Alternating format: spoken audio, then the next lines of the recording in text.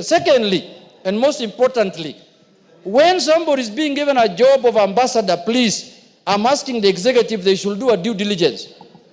You cannot give somebody a job, and when he's told to appear before the committee is when she says, no, I'm not interested in this job. There are many Kenyans who want that job. Surely. Why should you be guessing whether this person want the job or not? A former cabinet secretary was proposed to Parliament for vetting as an ambassador for which country? Ghana, Mr. Speaker. This is the second time people are declining to go to Ghana. Initially, a former member of Parliament declined. Now the former cabinet secretary again declined. Why should we be begging people with jobs when there are many Kenyans who are jobless, who have the requisite qualification to go and serve this country in Ghana? And you know, in Ghana, that is where the headquarters now of the African Free Trade offices are. We need a very important person there, not jokers who don't want jobs, Mr. Speaker. So, Mr. Speaker, if under this, maybe this now, you know, we are the ones now who are sending experts to government. So if there are no experts on this other side, let them tell us, we shall give them experts to go to Ghana, Mr. Speaker, under the broad-based arrangement, Mr. Speaker. We have experts who can go and work in Ghana. If you give me 10 minutes now, I'll produce one. Under this exchange program of experts. It's an exchange program under broad-based. David Speaker. Honorable Speaker, just on a point of information for Honorable Junet, I think it's important for you to find out first what the challenges were for Honorable Margaret Nyambura not to be able to take up the position.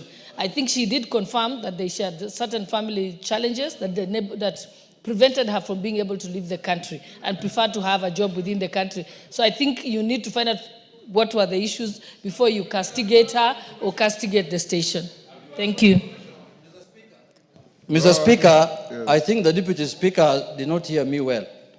Mr. Speaker, these jobs when you are being offered, even you now, if you are to send me to a mission on behalf of Parliament to London, first you'll ask me, are you available from this date to that date? Before you bring somebody's name to Parliament. Parliament is a serious place.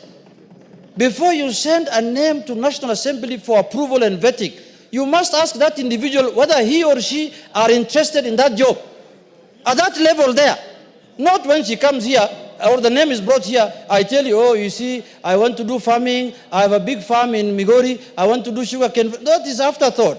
Before you give me an opportunity to serve, ask me whether I'm interested in this job. Because it's not the first time, it's not the second time. I don't want it to happen again, Mr. Speaker. I want this time Kenyans who are sure, Kenyans who are willing to serve the country to be given an opportunity. In conclusion, Mr. Speaker, I support the motion because some of the members also whom I see there can do, let's give them a second chance now.